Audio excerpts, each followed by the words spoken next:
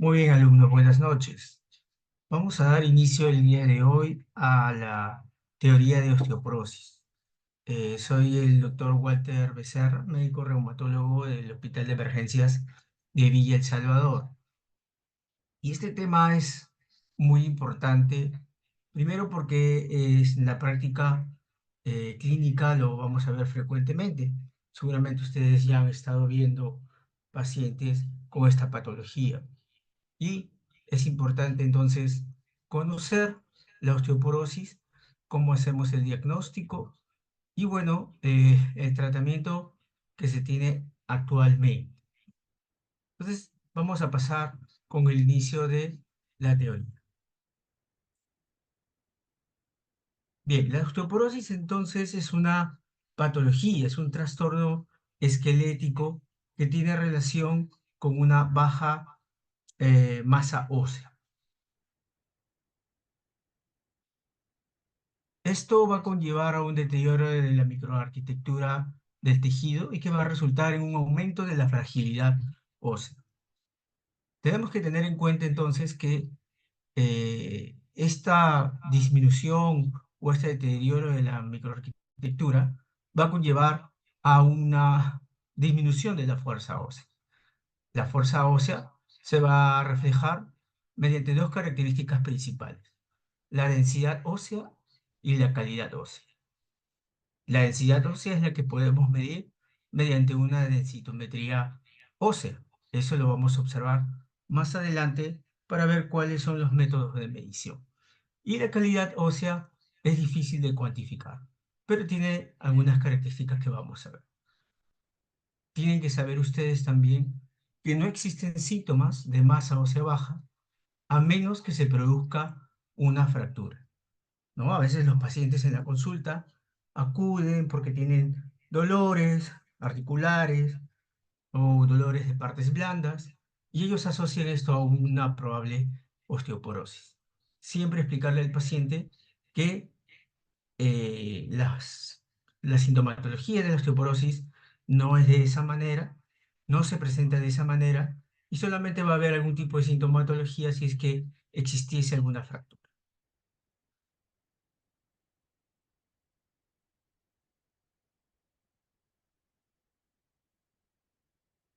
¿Cuál es la prevalencia de la osteoporosis?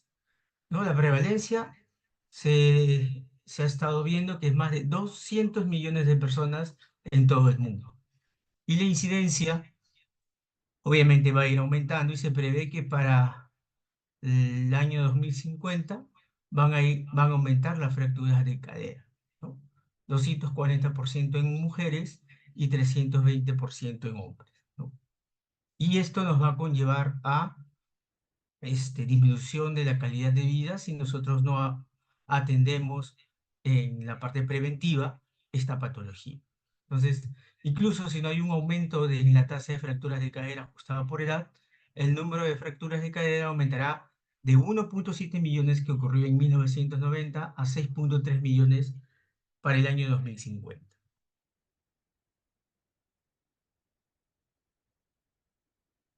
Bien, entonces habíamos estado conversando que la osteoporosis se va a caracterizar por una alteración de la calidad y la cantidad, que nos va a conllevar a una alteración de la fortaleza ósea y esto nos va a predisponer a fracturas. Entonces tenemos la calidad ósea 30%, cantidad ósea 70%. Y esto es lo que podemos medir mediante la densitometría, ¿no? La calidad ósea tiene ciertas características como la anatomía ósea, geometría ósea, microarquitectura, pero esto específicamente no lo podemos medir. ¿Cuáles son los determinantes de la masa ósea? Bueno, nosotros después de desarrollo, ¿no? Que va desde la niñez hasta la vejez, vamos nosotros a ir adquiriendo un pico de masa ósea, ¿no? Vamos a llegar a un máximo y que posteriormente, conforme van pasando los años y vamos acercándonos a la vejez, va a ir disminuyendo. Hay factores que influyen, no todos vamos a llegar al mismo pico de masa ósea, dependiendo de ciertos factores, ¿no? Como obviamente la alimentación, factores nutricionales, también hay una influencia genética, ¿no? Se va a describir con respecto a las diferencias que hay entre la raza negra y raza blanca, dependiendo cuál es la diferencia en el pico. En hombres y mujeres también hay una diferencia, factores hormonales y factores ambientales que tienen que ver con uso de drogas o la realización de ejercicio. Entonces, es importante saber que el alcanzar el pico de masa ósea, sea por sexo, nos va a conllevar a no tener un aumento del riesgo de fracturas en una temprana edad.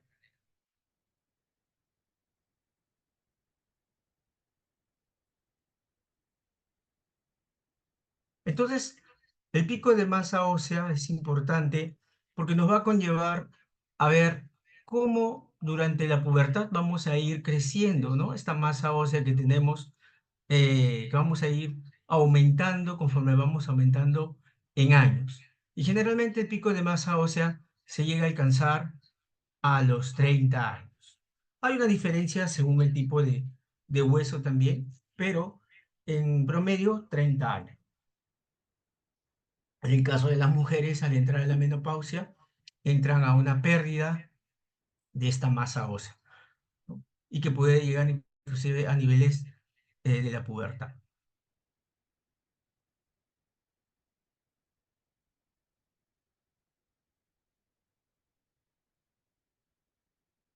Entonces el pico de masa ósea es importante, ¿no? Entonces es la mayor densidad o masa ósea alcanzado a lo largo de la vida. Se va a alcanzar cuando se ha logrado el crecimiento en tamaño del hueso y la acumulación mineral ósea que se ha establecido. Y como estaba comentando, los diferentes tipos de sitios esqueléticos pueden alcanzar la masa ósea en diferentes edades, ¿no? Por ejemplo, a nivel del trocánter, vamos a encontrar a mitad de la adolescencia, más o menos 14, más o menos 2 años.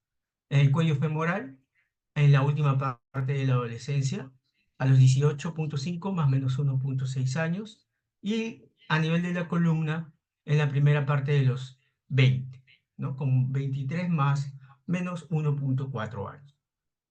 Entonces, estamos viendo que alcanzar el pico de masa ósea es importante. Los factores que nos van a conllevar a llegar a este pico son los determinantes, ¿no? La parte genética, la parte nutricional, parte hormonal. Y también si es que usamos algunas drogas o de repente tenemos alguna patología que podría asociar a no alcanzar este pico de masa ósea.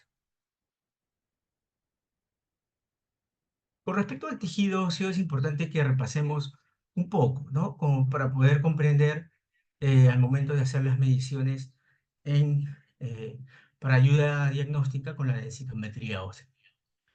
Entonces, el tejido óseo va a estar formado por dos tipos de tejido.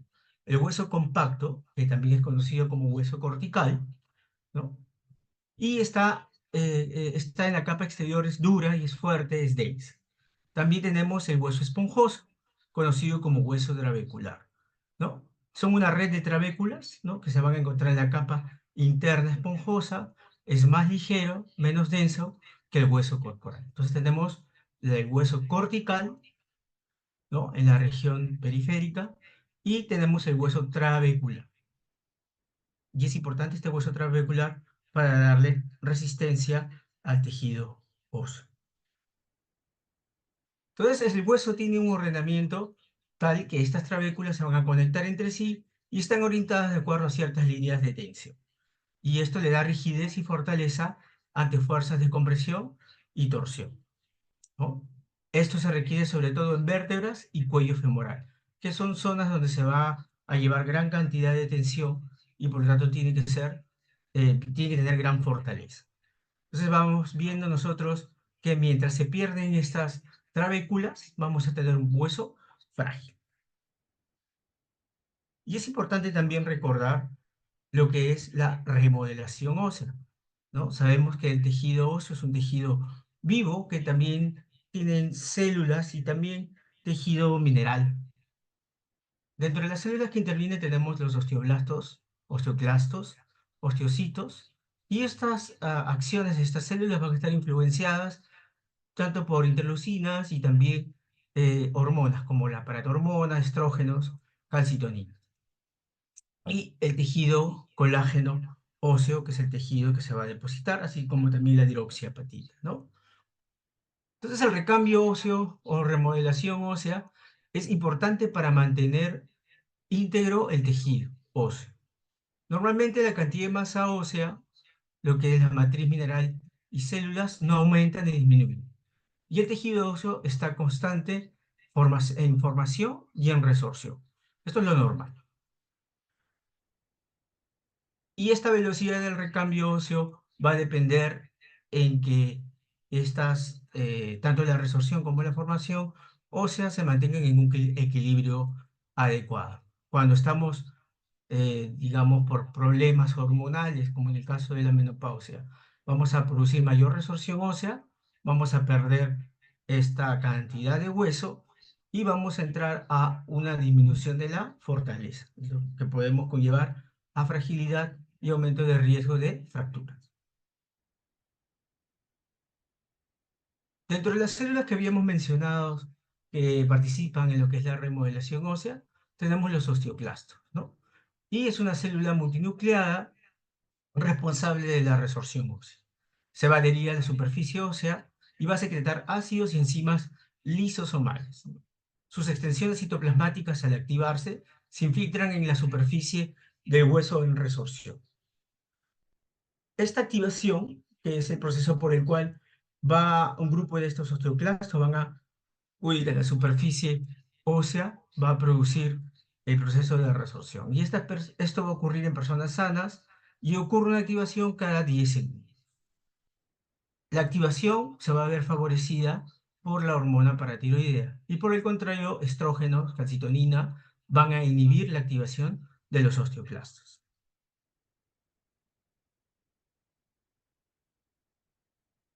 ¿Cómo ocurre la resorción ósea? Entonces tiene que existir un grupo de osteoclastos activados, los cuales van a excavar a una profundidad de 20 micrómetros por día en la superficie del hueso trabecular, ¿no? Esto ocurre más o menos entre 4 a 12 días. Posteriormente, 7 a 10 días, van a depositarse capas de proteoglicanos, glicoproteínas y fosfatasa ácida. Posteriormente, los osteoclastos van a disminuir esta actividad lítica y se va a entrar a la fase de reversión.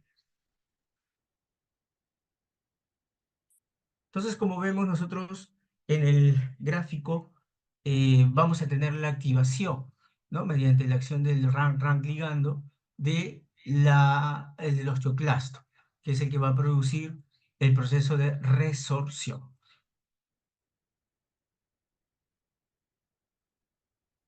Quienes inhiben también esta, esta acción pueden estar ciertas hormonas, ¿no? Como el estrógeno, la calcitonina. Entonces vemos en manera gráfica el proceso de resorción ósea, ¿no? En donde podemos encontrar la fase de activación de los osteoclastos. Posteriormente, activado el osteoclasto, se produce la resorción. Se detiene el proceso de resorción mediante la reversión y se produce posteriormente la mineralización del área.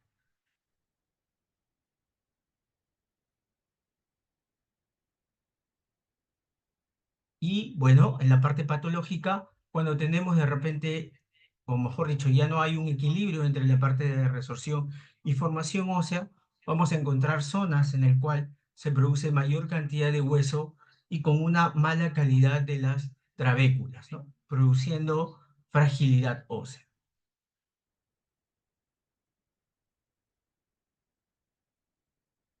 Entonces, ¿qué ocurre en la osteoporosis? Aumenta el número de osteoclastos y osteoclastos activados 3 veces en promedio, ¿no? Y esto va a originar una mayor profundidad y diámetro de la cavidad de resorción. Seguidamente, el número de osteoblastos va a aumentar para compensar la acción de los osteoclastos, pero esta activación no va a ser del todo buena, llegando a una mala función de los osteoblastos.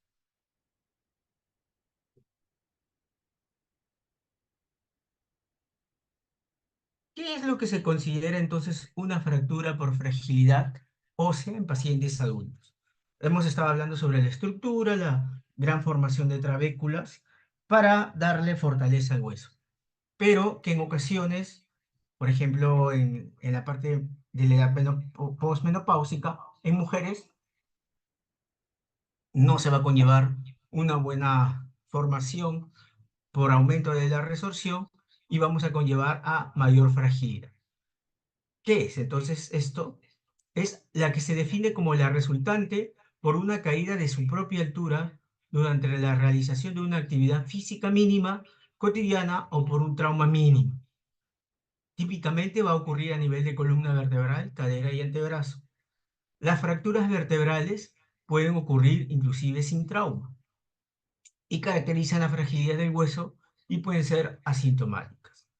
Necesitamos de estudios de imágenes para detectar, ¿no? A veces en ocasiones el paciente puede decir que ha disminuido en altura, que de repente puede sentir alguna molestia en la región dorsal o lumbar y nosotros solicitamos una imagen y vemos una disminución de la altura vertebral.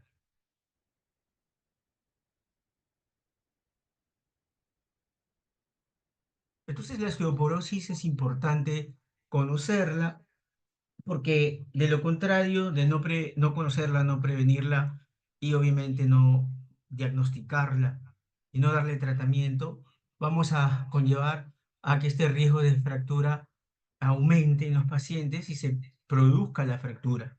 Y al producir la fractura, la calidad de vida va a estar disminuida, ya que la fractura va a producir disminución de la esperanza de vida. La osteoporosis entonces se va a clasificar en primaria y en esta se clasifica en posmenopáusica o tipo 1, ¿no? Que se da en mujeres entre los 50 o 75 años por déficit estrogénico, confusión paratiroidea disminuida, con una pérdida acelerada del hueso trabecular, con aumento, un mayor riesgo de fracturas de cuerpos vertebrales y de la porción distal del radio. Tenemos también dentro de las primarias, la tipo 2 o senil, que se da en mujeres y varones mayores de 70 años, ¿no? Con un déficit de absorción intestinal de calcio y vitamina D, con un aumento secundario de paratormona que va a afectar tanto al hueso trabecular y cortical, a diferencia de la tipo 1, donde se afecta más el hueso trabecular. Ocurre fracturas de cuello femoral y pelvis. Tenemos también la secundaria, y estas generalmente están producidas por afecciones médicas o consumo de medicamentos que nos va a causar pérdida ósea, con aumento de riesgo de fracturas y también aumentar directamente la remodelación ósea y esto puede darse inclusive en pacientes jóvenes. Son menos frecuentes, pero son responsables de hasta el 64% de osteoporosis de varones y mujeres en edad premenopáusica. El 20% de mujeres que aparentemente presentan osteoporosis posmenopáusica pueden tener su origen en una enfermedad, en una osteoporosis secundaria.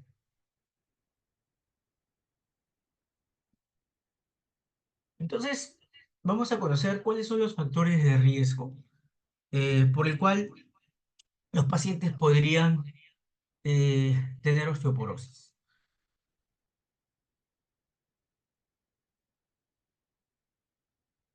Tenemos entonces genéticos y constitucionales, ¿no?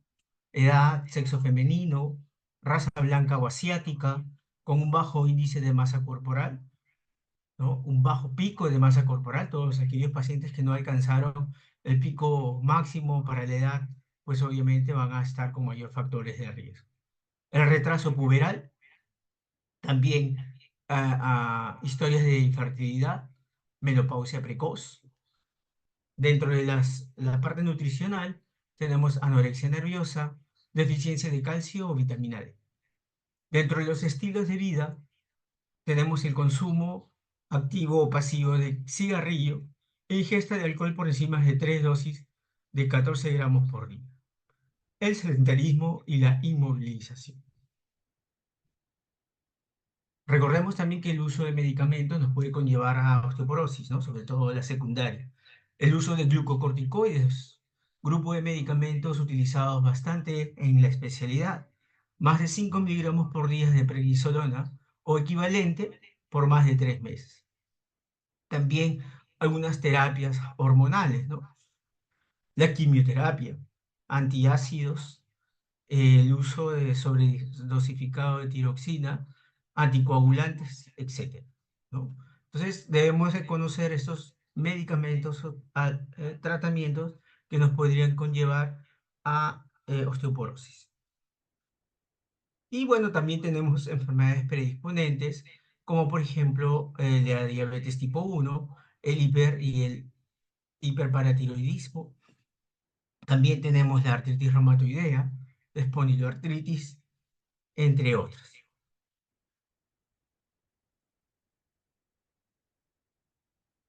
Podemos clasificar algunos factores de riesgo y esta clasificación se va a ver por riesgo elevado, riesgo moderado y sin riesgo.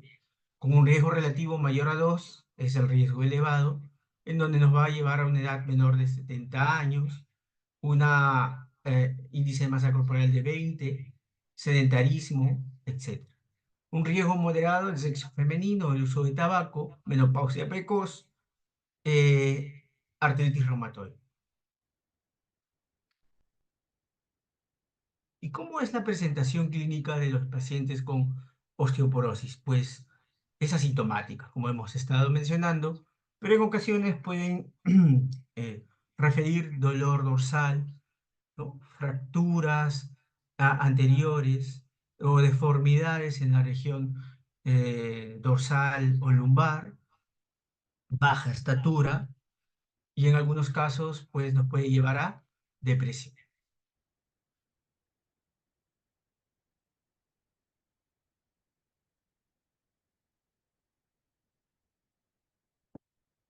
¿Usamos el laboratorio para la osteoporosis?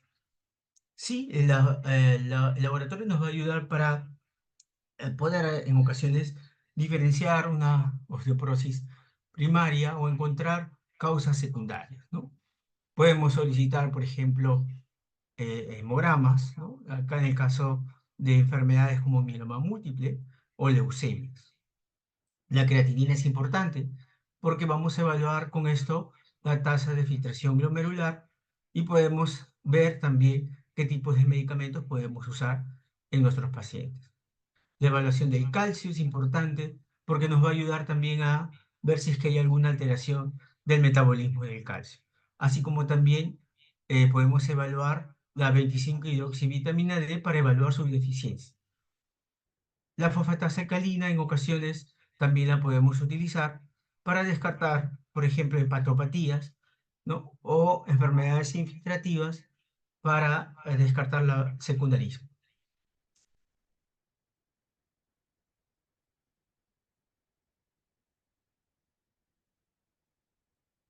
Entonces, la osteoporosis puede progresar si nosotros no detectamos a tiempo, no damos el tratamiento indicado, no hacemos un correcto diagnóstico, ¿no? Entonces, podemos llegar a ver en nuestros pacientes la actitud cifótica con un aumento de riesgo de fractura, ¿cierto? Y esto nos va a conllevar a, si es que en algún momento un paciente pueda tener en alguna caída, tener fracturas y conllevar posteriormente a la muerte. Entonces, para recordar, el pico de masa ósea se va a alcanzar a los 30 años. A partir de esa edad va a ocurrir un proceso constante de pérdida de masa ósea y la pérdida de masa ósea generalmente es de 1 a 2% anualmente. Y en la menopausia se va a llegar a perder de 4 a 7% anual. ¿Cómo hago el diagnóstico de osteoporosis?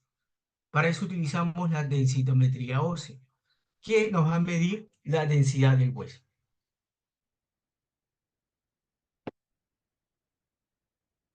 Recordando entonces que va a haber ciertas diferencias, ¿no es cierto?, entre hombres y mujeres con respecto a lo que es el pico con el cual alcanza, ¿no? Esa es la densidad mineral ósea a nivel de hombres blancos y mujeres blancas. Obviamente, hombres llegan a una mayor densidad ósea. La influencia de la raza también es importante. La raza negra va a tener una mayor densidad ósea que la raza blanca.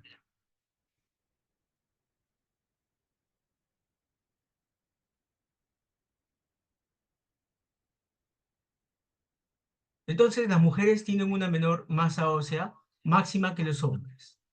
La raza blanca tiene una menor masa ósea máxima que la raza negra. Y la pérdida de hueso se puede producir por la edad avanzada, debido a que la resorción va a ser mayor que la formación. Y cuando ocurre la pérdida de hueso, hay una pérdida tanto de calidad como de cantidad. ¿Cuándo vamos a hacer una densitometría ósea? Las indicaciones, según la International Society for Clinical Densitometry, tenemos las siguientes. Las mujeres mayores de 65 años, mujeres posmenopáusicas menores de 65, una prueba de densidad ósea que se indica si tiene un factor de riesgo. Y es dentro de estos factores de riesgo, bajo peso corporal, historia de fractura previa o el uso de medicamentos de alto riesgo. Pacientes que tengan enfermedad o condición asociada a la pérdida de hueso.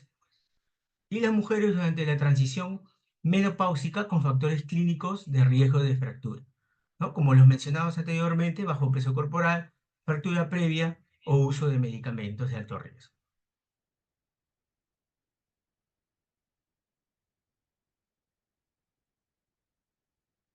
En el caso de los hombres, se va a realizar en hombres mayores de 70 años. Para los hombres que son menores de 70 años, la prueba de densidad ósea está indicada siempre y cuando haya un factor de riesgo de baja masa ósea, ¿no? Como el bajo peso corporal, fractura previa o el uso de medicamentos de alto riesgo. Alguna condición asociada para pérdida de hueso y adultos con fractura por fragilidad. Los adultos con una enfermedad o condición asociada a masa ósea o pérdida también está indicada la densitometría.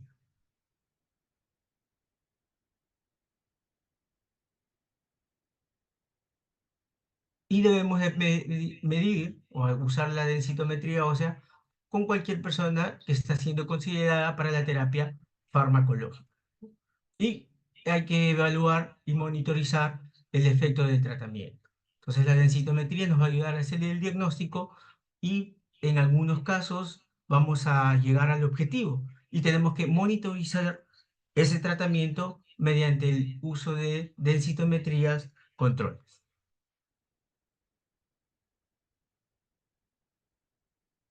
Recordar que el uso del término osteopenia se va a preferir el uso de masa ósea baja o baja densidad ósea. Las personas con baja masa ósea o densidad no necesariamente tienen un alto riesgo de fractura. Entonces, se recomienda el uso del término masa ósea baja o baja densidad ósea en vez de osteopenia.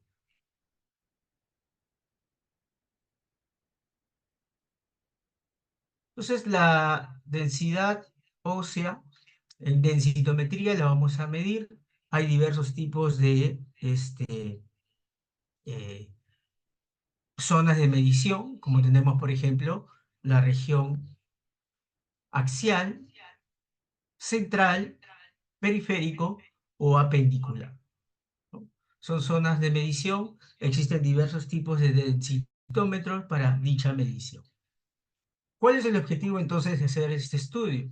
Valorar el riesgo de fractura, valoración de la necesidad del tratamiento y monitorizar los cambios como respuesta al tratamiento.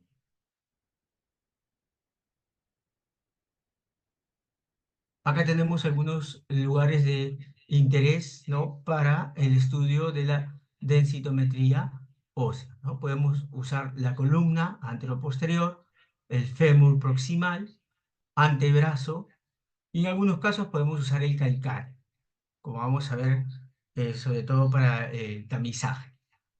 En el caso del cuerpo entero, lo podemos utilizar para el diagnóstico de osteoporosis en niños.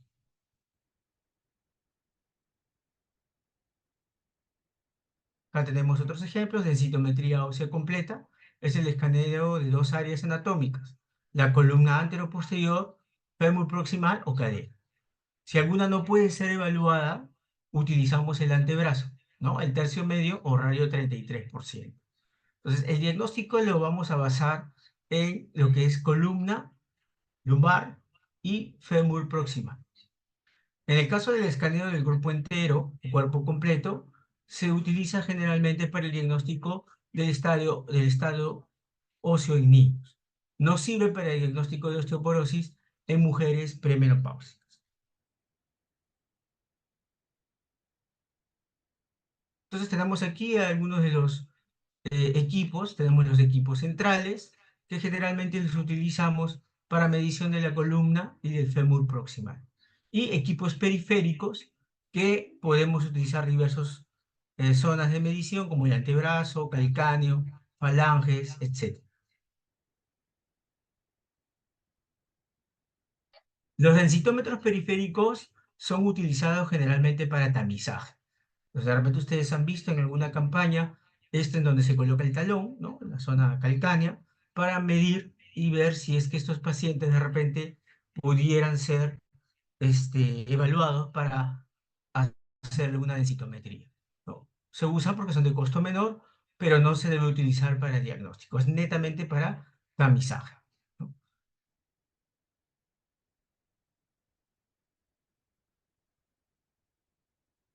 Entonces los lugares de importancia, lugares los cuales nosotros vamos a hacer la medición, en primer lugar, la columna, ¿no? Debemos de tener en cuenta que no vamos a ver las apófisis transversas, ¿no? Pero a veces se pueden observar a nivel de la L3, vértebra L3, ¿no? La última vértebra con costilla es la T12, por lo tanto es la que va a indicar el inicio de la medición, como vemos aquí.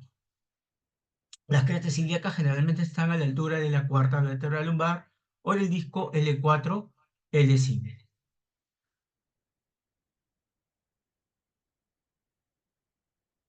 En el caso de los lugares de interés para medir, tenemos cuatro a nivel de el fémur, ¿no? Cadera total, cuello femoral, región intertrocantérica y el triángulo de Ward, ¿no? La densitometría de cadera se utiliza el fémur proximal, y esto tiene que tener, para una correcta medición, una rotación de 15 a 20 grados en la mesa en donde se va a realizar el procedimiento, ¿no? Única manera de ver si el cuello fue rotado, ¿no? El trocante menor apenas debe ser visible, ¿no? Este trocante menor, al momento que nosotros lo vemos en la imagen, debe verse lo mínimo para que sea una buena colocación. La región del cuello de fémur va a predecir fracturas subcapitales, la base del cuello femoral en total 63%, y la región del trocante mayor predice el 37% de las fracturas. En el caso de la medición del antebrazo en densitometría, solo se va a realizar cuando no se pueda medir columna o fémur proximal, ¿no? No se debe usar la medición del antebrazo para el diagnóstico de osteoporosis.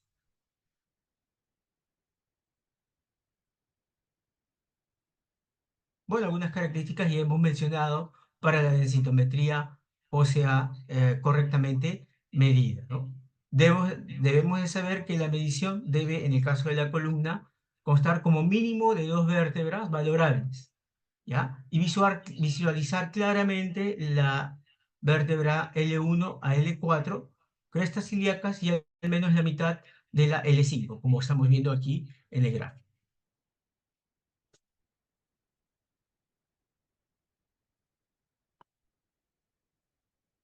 Criterios para una densitometría de cadera se considere bien tomada, ya hemos mencionado algunas de ellas.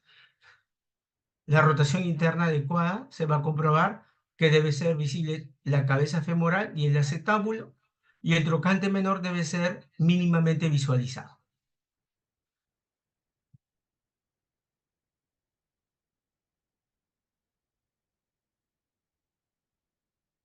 Nosotros entonces cuando veamos que el software del densitómetro nos arroje ya valores de la densidad ósea, vamos a evaluar aquí los scores, tanto T-score como el Z-score.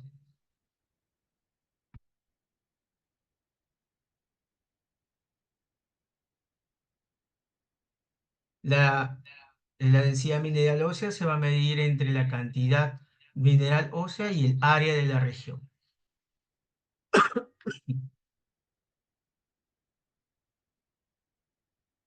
Algunas consideraciones: para la medición de la cadera no debe de tener fracturas previas ni una osteoartritis severa, ¿no? Recordar que el cuello femoral es la zona que tiene mayor cantidad de hueso trabecular. El triángulo de Ward es una zona en la cual tiene mayor contenido de hueso trabecular, pero no lo usamos para diagnóstico, ¿no? Zonas entonces a las regiones de importancia para medir: cuello, triángulo de Ward, trocantérico y diáfisis. El informe de densitometría consta de, obviamente, ciertas partes importantes, en donde tenemos el número del T-score, que nos bota el software. También tenemos los datos del paciente, la imagen densitométrica que hemos estado viendo, que puede ser de cadera, puede ser también a nivel de fémur o antebrazo, si es que ninguna de estas dos anteriores se puede medir. Las zonas de interés analizadas: el área de la densidad mineral ósea y el T y el Z-score.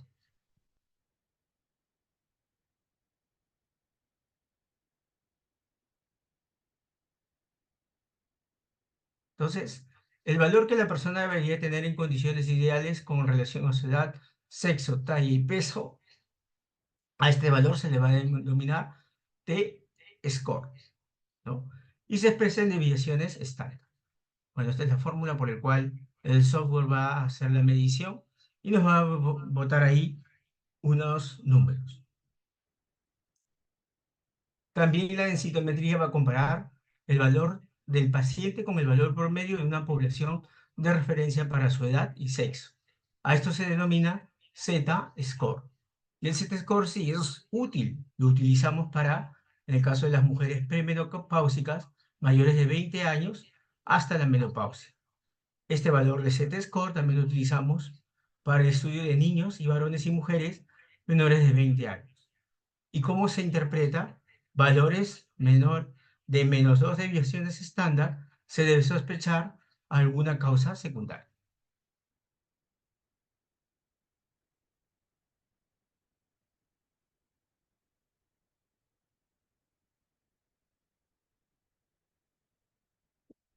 ¿Cómo vamos a evaluar entonces el cambio en densitometría ósea? Vamos a hacer controles, ¿no? Se pueden hacer controles anuales, cada 2 años, pero debemos de tener también ciertos parámetros para poder comparar, ¿no? Se debe estar seguro de emplear el mismo ROI, que es el punto de interés a medir, o la región de interés a medir. El tamaño de las áreas totales escaneadas debe ser similar. La columna anterior-posterior es el área de preferencia para el monitoreo porque tiene gran cantidad de hueso trabecular y es el lugar anatómico de mayor incremento de densidad ósea en pacientes tratados. En el caso de la cadera total es la zona de interés de elección para el monitoreo, ¿no? Ya que tiene mejor precisión y mayor cantidad de hueso trabecular. Y el examen de cuerpo entero no es de utilidad para el monitoreo. El antebrazo, como ya mencionamos, no debe usarse para el monitoreo de pacientes porque no puede evaluar la respuesta al tratamiento en esa región.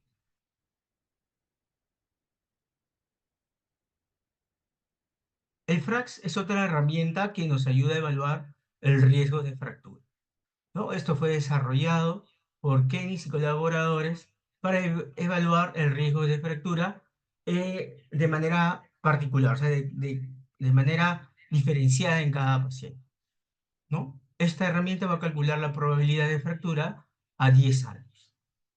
Va a permitir también identificar mujeres asintomáticas con osteoporosis antes de que puedan presentar una fractura.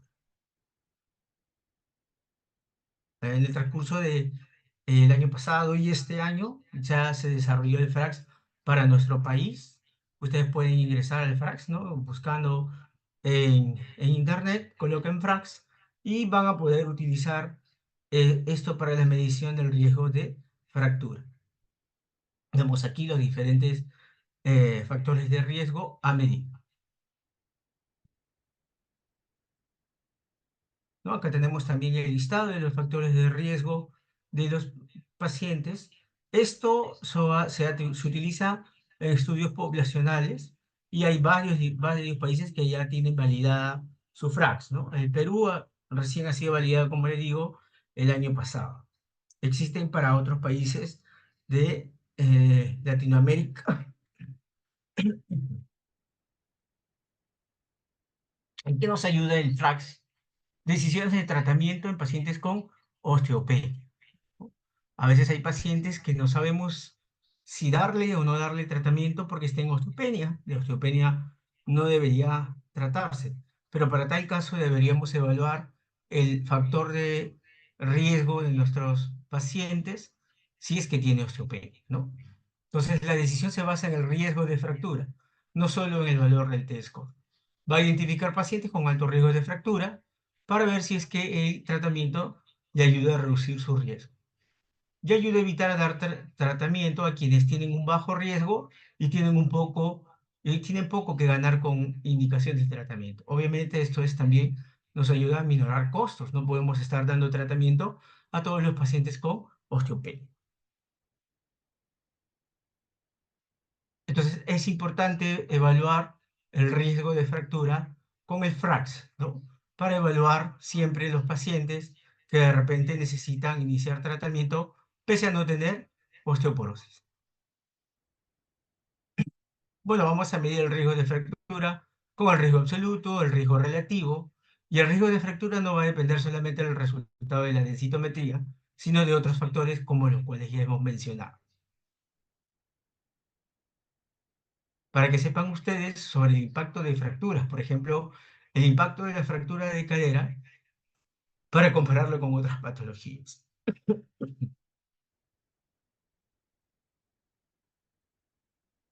Después de un ACV, por ejemplo, una persona tiene una expectancia promedio de vida de 29 años.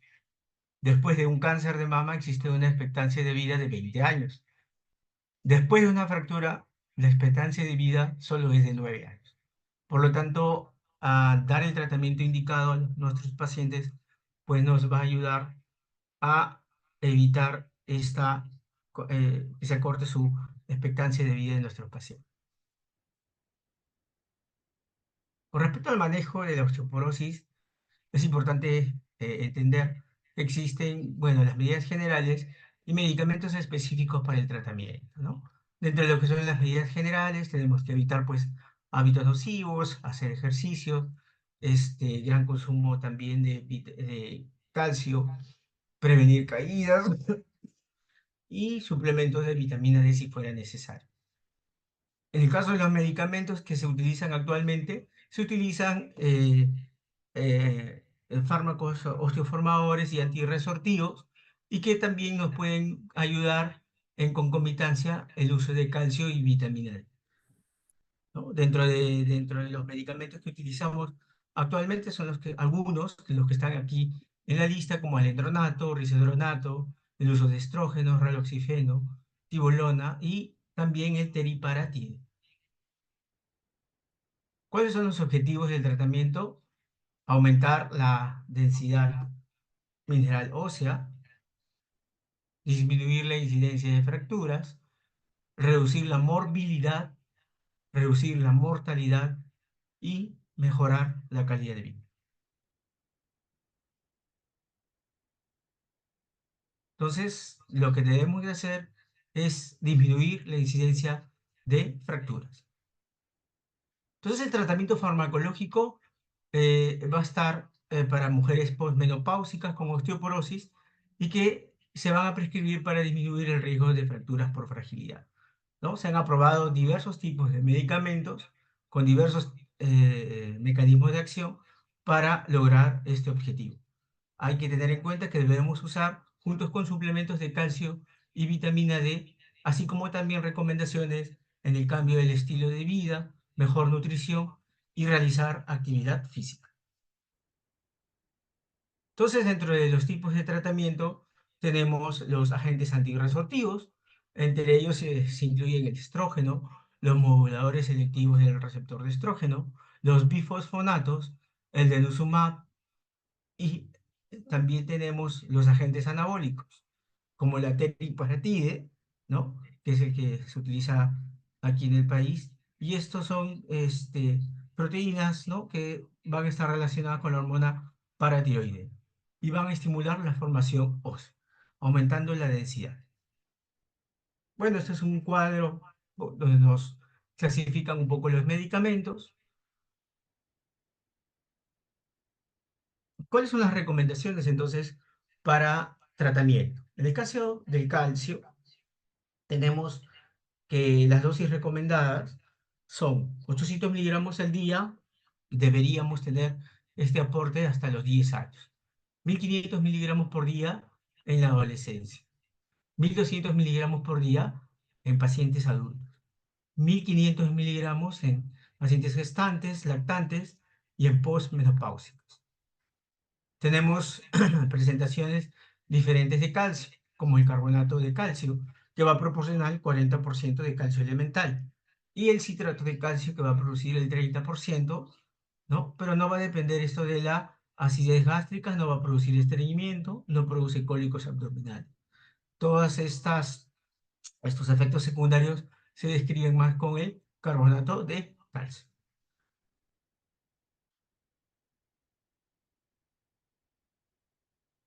La vitamina D nos va a permitir una mejor absorción del calcio. Recordar que la síntesis de la vitamina D disminuye con la edad, tiene efecto también sobre los osteoblastos. Y bueno, obviamente va a haber disminución de la vitamina D, personas que salen poco, porque esto se produce por exposición solar, ¿no? Las dosis recomendadas de 400 a 800 unidades diarias. Ahora, dentro de los medicamentos a utilizar, tenemos el alendronato, ¿no? Es un medicamento que tiene elevada afinidad por la hidroxiapatita y se concentra específicamente en sitios del hueso activo. Inhibe selectivamente la resorción ósea sin alterar la formación y mineralización. Va a normalizar la velocidad del remodelamiento óseo.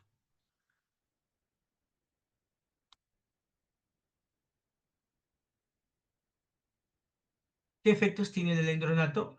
En pacientes con osteoporosis va a elevar la densidad mineral ósea a nivel de columna y cadera. Va a disminuir significativamente la incidencia de nuevas fracturas en columna vertebral y en cadera. Recuerden, en osteopenia no disminuye significativamente el riesgo relativo de fractura de columna ni de cadera. Efectos secundarios por el uso del alendronato: esofagitis, dolor abdominal, y no va a tener acción con antiácidos ni con ranitidina, ¿no? Es de difícil manera administrarse, ya que su dosis es de 70 miligramos semanal en ayunas. Hay que explicarle al paciente que debe de tomar estos medicamentos con por lo menos 2 vasos de agua y evitar pues recostarse dentro de los 30 40 minutos posterior a la toma.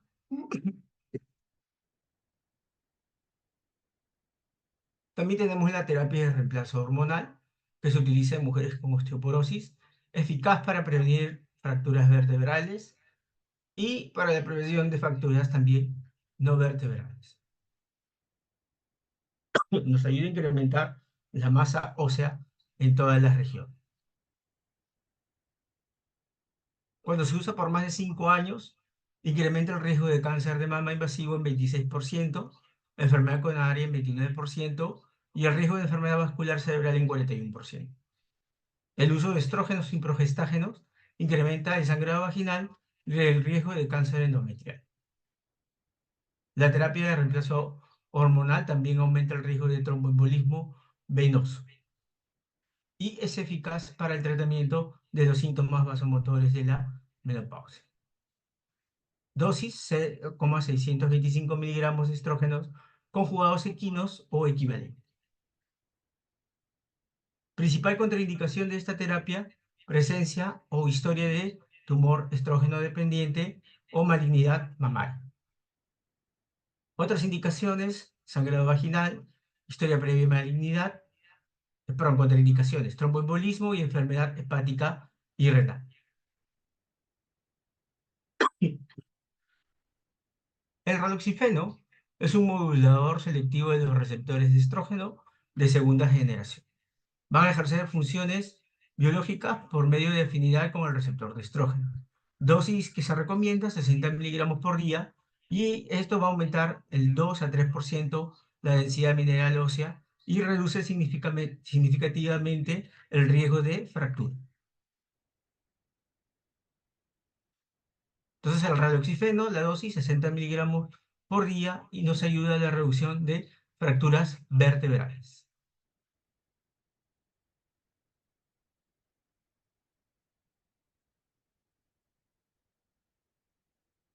La evidencia nos dice que nos va a ayudar mucho en la reducción de la fractura en mujeres posmenopáusicas, sobre todo fractura vertebral, pero no ha demostrado eficacia en la prevención de fracturas no vertebrales.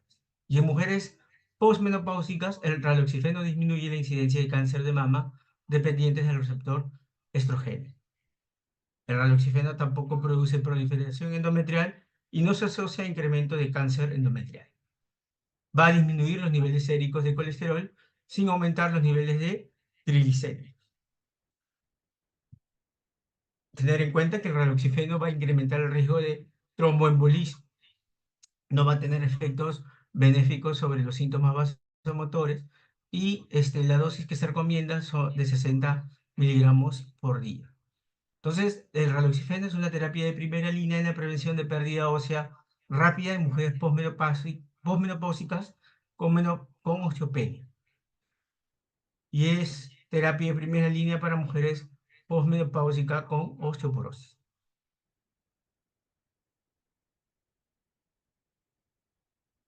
El denosumab.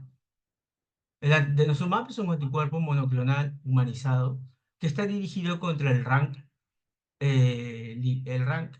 que actúa en la activación de los osteoclastos. Fue aprobado por el FDA para la prevención de fracturas de cadera, vertebrales y no vertebrales en mujeres posmenopáusicas. El estudio FREEDOM incluyó 7.868 pacientes posmenopáusicas con osteoporosis y se evaluó la eficacia, y se vio una reducción del riesgo de fractura, con una dosis de 60 miligramos subcutánea cada 6 meses. Luego, se evaluó también que después de los 3 años redujo significativamente el riesgo de nuevas fracturas vertebrales en un 68% y de fracturas de cadera en un 40%.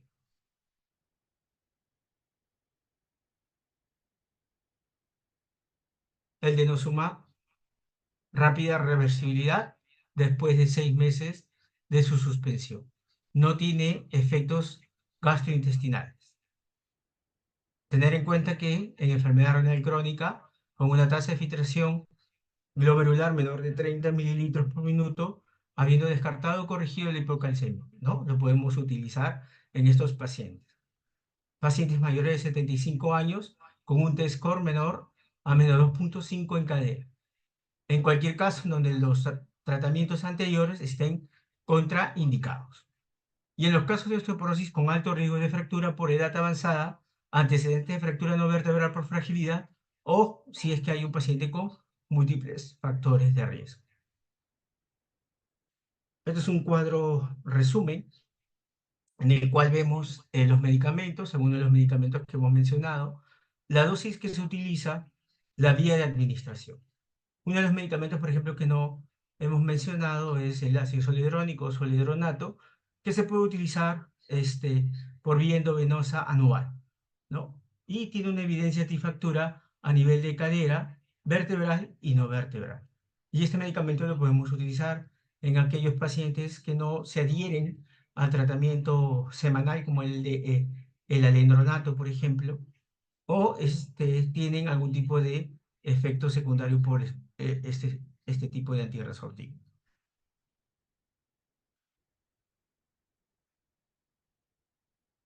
Y esto es un cuadro resumen en el cual vemos la reducción de fractura según la región, vertebral, cadera o no vertebral, ¿no? Las que tienen acción a nivel de las tres: alendronato, risedronato, denosumab.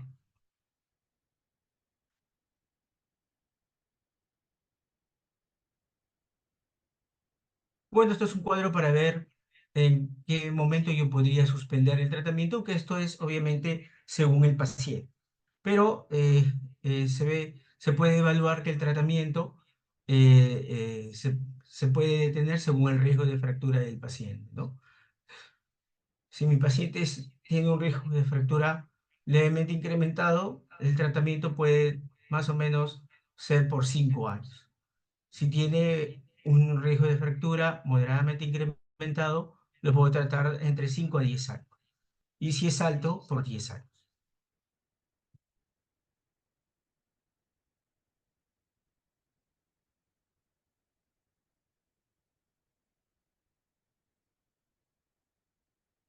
Y el monitoreo del tratamiento lo voy a realizar también con la densitometría ósea, ¿no?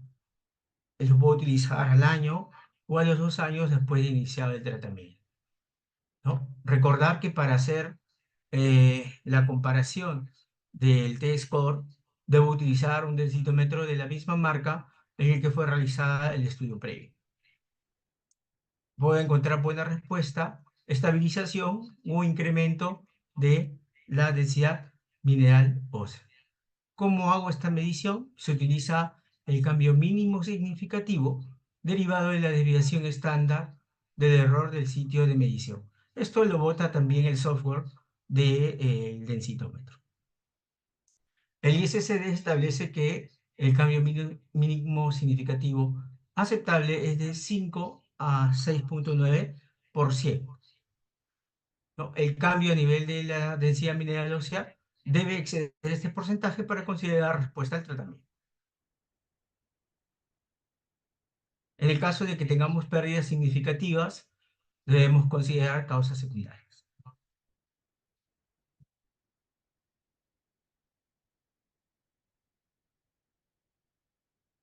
Y debo tratar a los pacientes que tienen osteopenia. Habíamos estado conversando sobre el tratamiento de pacientes posmenopáusicas con osteoporosis.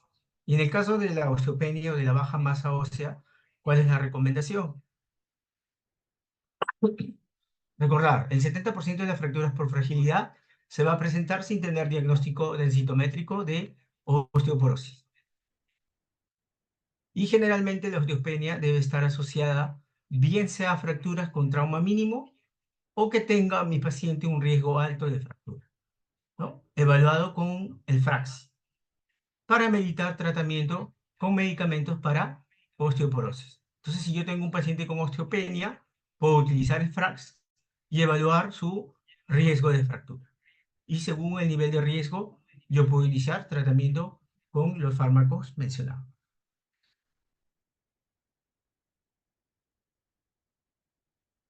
Muy bien, chicos.